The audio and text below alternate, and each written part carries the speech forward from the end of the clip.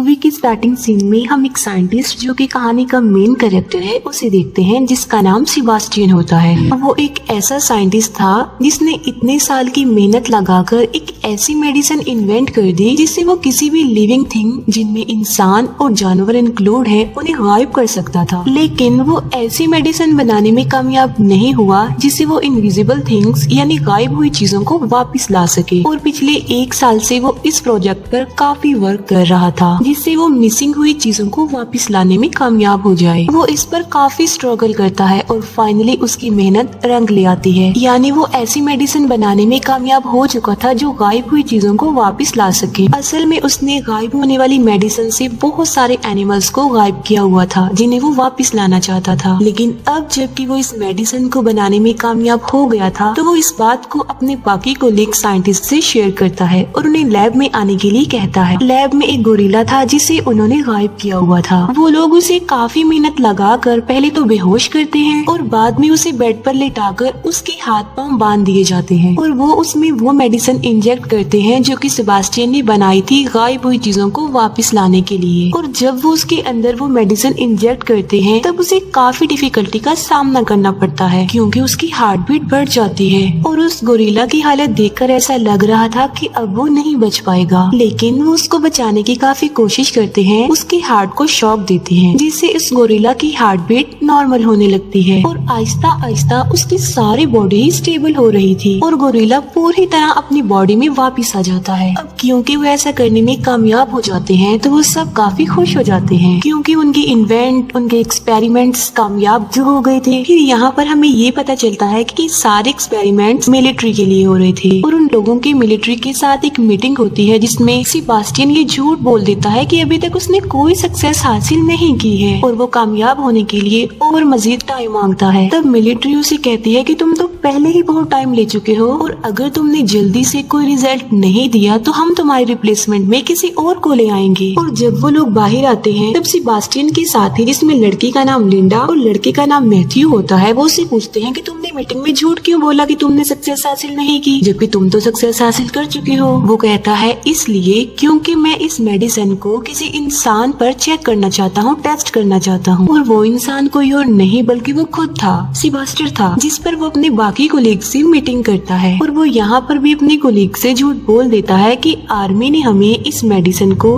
इंसानों पर टेस्ट करने की परमिशन दे दी है जबकि ऐसा कुछ नहीं था और मैं इसे अपनी ही बॉडी पर टेस्ट करना चाहता हूँ। और लिंडा और मैथ्यू भी उसका इस बात पर साथ देते हैं, हालांकि ये झूठ होता है, ऐसा कुछ नहीं होता। सेबास्टियन अपनी बॉडी में गायब होने वाली मेडिसिन इंजेक्ट करवाता है जिसकी वजह से उसे काफी पेन होती है और आखिरकार वो गायब हो जाता है। लेकिन वो साथ साथ बेहोश भी हो जाता है और उसे वापस होश में आते आते तकरीबन 17 घंटे लग जाते हैं। और जब वो होश में आता है तब वो लाइट को बेयर नहीं कर पा रहा था और वो लाइट ऑफ करने के लिए कहता है। तब सारी लाइट्स ऑफ करवा दी जाती हैं। सेबास्टियन अब कम्प्लीटली गायब हो चुका था और उसकी बॉडी का टेस्ट किया जाता है, यानी उसकी बॉडी का चेकअप होता है जिसपे पता चलता है कि उसकी बॉडी बिल्कुल नॉर्मल है। आसपास जितनी भी गर्ल्स होती हैं वो खुद को सेफ महसूस नहीं कर रही थी बल्कि वो अनकंफर्टेबल फील कर रही थी क्योंकि उन्हें अपने आसपास सेबास्टियन की प्रेजेंस का एहसास हो रहा था। 3 दिन गुजर चुके थे और अब सेबास्टियन को विजिबल करने यानी वापस उसे उसकी बॉडी में लाने का टाइम हो चुका था और वो उसमें वो मेडिसिन इंजेक्ट करते हैं जिससे वापस लाया जा सकता हो। तब फिर से सेबास्टियन को पेन होती है और मुसीबत की बात ये होती है कि वो विजिबल भी नहीं हो पाता और उसकी हालत काफी नाजुक हो जाती है। वो अपनी मौत के बहुत करीब होता है।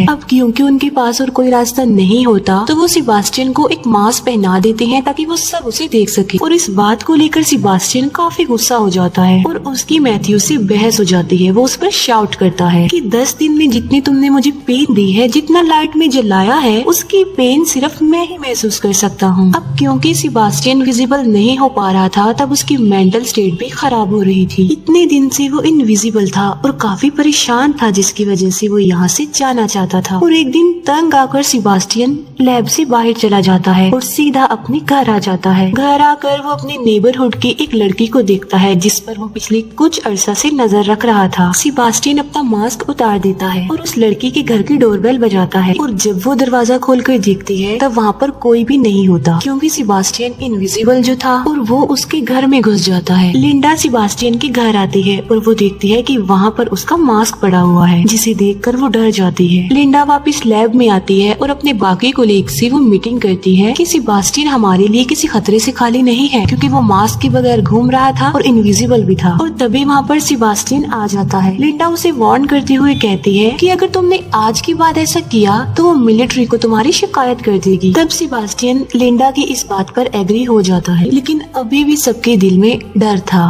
क्योंकि सेबास्टियन दिमागी तौर पर काफी अजीब था और वो ये डिसाइड करते हैं कि वो हर वक्त सेबास्टियन पर नजर रखेंगे। हालांकि सेबास्टियन इनविजिबल होता है, लेकिन उस लैब में एक ऐसा कैमरा था जो उसे इनविजिबल होने के बावजूद भी देख सकता था और इस बात का सेबास्टियन को भी पता था कि उस पर नजर रखी जा रही है, जिसकी वजह से अब वो इस लैब से बाहर नहीं जा सकता और इसीलिए वो कैमरा की सेटिंग को खराब करके पिछली कोई रिकॉर्डिंग प्ले कर देता है, जिससे सबको ये लगे कि वो अभी भी लैब में है। और ऐसा करके वो लैब से बाहर चला जाता है और वो सीधा लिंडा के घर जाता है और वहाँ जाके उसे पता चलता है कि लिंडा और मैथ्यू रिलेशनशिप में है, जिस पर उसे काफी गुस्सा आता है, क्योंकि वो लिंडा को लाइक करता था और गुस्से में आकर वो उसके घर की विंडो का ग्लास तोड़ देता है। और लिंडा जब बाहर देखती है तब वहाँ पर कोई नहीं होता। तब उसे डाउट होता है कि कहीं ये सेबास्टियन तो नहीं है और ये बात कंफर्म करने के लिए वो लैब में कॉल करती है और लैब में जो आदमी होता है वो लिंडा को बताता है कि सेबास्टियन यहीं पर है, क्योंकि अभी भी वहाँ पर वो पुरानी वीडियो फुटेज चल रही थी जब सेबास्टियन बेड पर लेटा हुआ था, जिसकी वजह से वो समझता है कि सेबास्टियन वहीं पर है, लेकिन वो वहाँ पर नहीं होता। सेबास्टियन जब लैब में वापस आता है तब उसे काफी गुस्सा आया होता है और वहाँ पर वो एक डॉग को मार डालता है। नेक्स्ट डे जब एनिमल डॉक्टर जानवरों को खाना देने आती है तब वो देखती है कि वो डॉग मरा हुआ है और वो इस बारे में सेबास्टियन से पूछती है कि कहीं ये तुमने तो नहीं किया, जिस पर सेबास्टियन उसे कहता है कि मैं इस बारे में कुछ नहीं जानता। तब कंफर्म करने के लिए वो सारे वीडियो फुटेजेस चेक करती है, लेकिन उसे कुछ भी पता नहीं चल पाता। रात को फिर से सेबास्टियन लिंडा के घर पर जाता है और वहाँ पर लिंडा को सेबास्टियन की प्रेजेंस का एहसास होता है और उसे शक होता है कि वहाँ पर जरूर कोई ना कोई है और इस बार वो खुद लैब जाकर चेक करती है। तब उसे पता चल जाता है कि सेबास्टियन ने उन्हें पागल बनाने की कोशिश की है, क्योंकि वहाँ पर सेबास्टियन होता ही नहीं है। तब वो डिसाइड करती है कि ये बात वो अपने सीनियर डॉक्टर को बता देगी। तब लिंडा और मैथ्यू उस सीनियर डॉक्टर के पास जाते हैं और उन्हें सब कुछ बता देते हैं। ये बात सुनकर उस डॉक्टर को काफी गुस्सा आता है और वो लिंडा और मैथ्यू को इस प्रोजेक्ट से हटा देती हैं। उन दोनों के जाते ही वो सीनियर डॉक्टर इस बात को अपने बाकी साथियों को भी बताने लगे थे, लेकिन वो फोन डेड हो गया था और तभी वहाँ पर सेबास्टियन पहुँच जाता है और सीनियर डॉक्टर को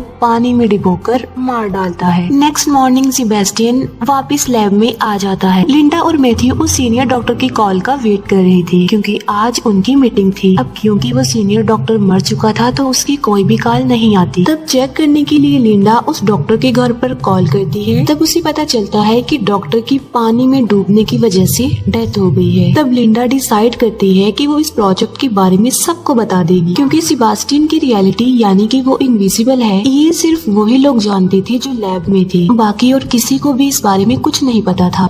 और जब वो कॉल मिलाती है तब उसका फोन भी डेड हो चुका था और तब वो वहाँ से बाहर निकलने की कोशिश करते हैं, लेकिन कोई भी डोर ओपन नहीं हो रहा था, क्योंकि सेबास्टियन ने सब डोर्स के कोड इनएक्टिव कर दिए थे और वहाँ पर सिर्फ सेबास्टियन का कोड ही एक्टिवेट हो रहा था। वो लोग डिसाइड करते हैं कि कुछ भी हो जाए वो सेबास्टियन को पकड़ के ही रहेंगे, क्योंकि अभी भी वो उसी लैब में ही था। उनमें से एक लड़की जिसका लैब में कुछ रह गया था और जब वो वापस उसे लेने जाती है तब सेबास्टियन उसे मार डालता है। उन लोगों को पता चल चुका था कि सेबास्टियन उन्हें एक एक करके मार डालेगा, क्योंकि वो नहीं चाहता था कि किसी को भी उसकी रियलिटी पता चले कि वो इनविजिबल है। लैब में एक ट्रेसर की हेल्प लेकर वो सेबास्टियन की लोकेशन ढूंढ लेते हैं और वहाँ पर उसे पकड़ने के लिए दो लोग जाते हैं। एक तो मैथ्यू होता है और दूसरा उसका फ्रेंड होता है। वहाँ पर सेबास्टियन मैथ्यू के फ्रेंड को इंजर्ड कर देता है। मैथ्यू सेबास्टियन पर फायरिंग भी करता है, लेकिन उसे कुछ भी नहीं होता और वहाँ पर उसकी शैडोज नजर आने लगते हैं और वो वहाँ से भाग जाता है।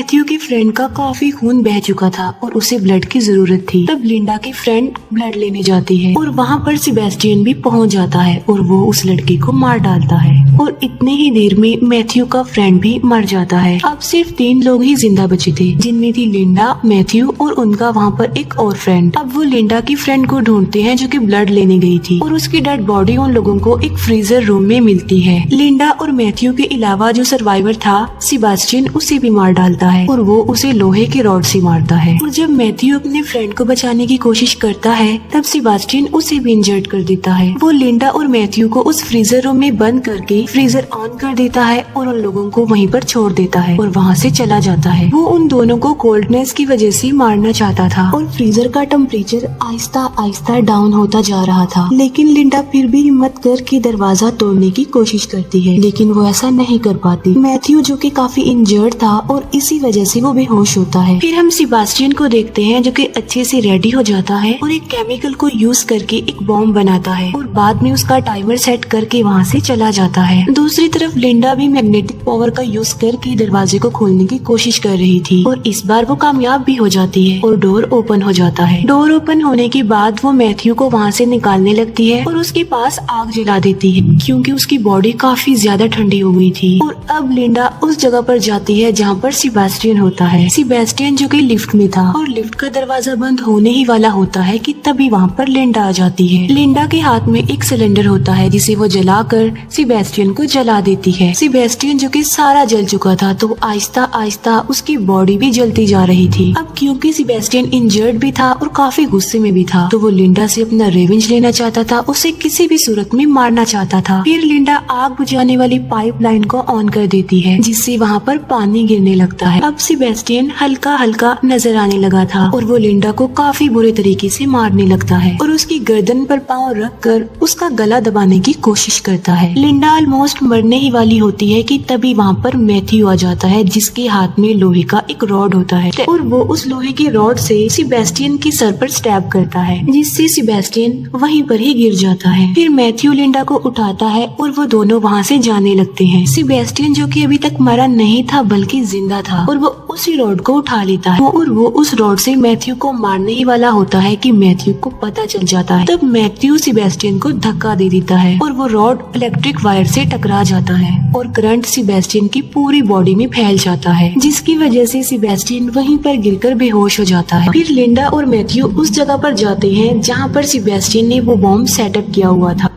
वो दोनों समझ चुके थे कि उनके पास टाइम कम है और वो इस बॉम्ब को एक्सप्लोड होने से नहीं रोक सकते और वो लोग यहाँ से बाहर भी निकलना चाहते हैं, लेकिन वो लिफ्ट के जरिए यहाँ से बाहर नहीं जा सकते थे क्योंकि सेबेस्टियन ने उनकी अराइवल और डिपार्चर इनएक्टिव कर दी थी और इसीलिए वो लोग इमरजेंसी एग्जिट जो लिफ्ट के साथ होती है उसके सहारे ऊपर चढ़ने लगते हैं और जब वो ऊपर जा रहे होते हैं कि तभी बॉम्ब ब्लास्ट हो जाता है और वो लोग ऊपर चढ़ रहे होते हैं कि नीचे से सेबेस्टियन लिंडा का पाँव पकड़ लेता है क्योंकि सेबेस्टियन अभी भी जिंदा था और मैथ्यू लिंडा को बचाने के लिए आगे बढ़ता है। लेकिन इससे पहले कि मैथ्यू उन लोगों तक पहुंचता, सेबेस्टियन लिंडा को लेकर लिफ्ट में आ जाता है। जब वो दोनों लिफ्ट में होते हैं तब लिंडा एक वायर जो कि लिफ्ट में लगी हुई थी उसे पकड़ लेती है और उस वायर के जरिए ही लिफ्ट ऊपर से नीचे आ रही थी। लिंडा अपने पाँव से एक बटन प्रेस कर देती है जिससे वो वायर लिफ्ट से अलग हो जाती है और सेबेस्टियन उस लिफ्ट के साथ नीचे जाकर गिरता है और नीचे ब्लास्ट की वजह से आग जल रही होती है जिसमें सेबेस्टियन जलकर मर जाता है और लिंडा आहिस्ता आहिस्ता मैथ्यू के पास आने लगती है। लिंडा मैथ्यू के पास पहुंच जाती है